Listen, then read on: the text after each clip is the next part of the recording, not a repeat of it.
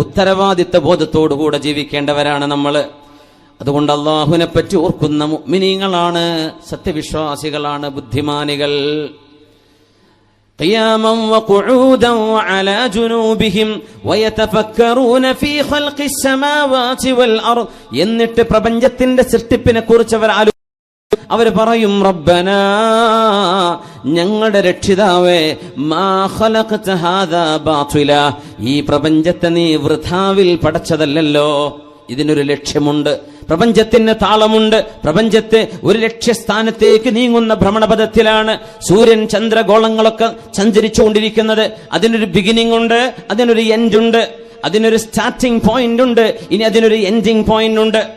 കുല്ലു ഷൈഇൻ ഇൻദഹു, എല്ലാം അല്ലാഹുവിന്റെ അടുത്തിൽ അജൽ, ഒരു കൃത്യമായ സമയത്തേക്ക്, നേരത്തേക്ക് മാത്രമാണ്. ഇങ്ങനെ ചിന്തിക്കുന്നവർ അല്ലാഹു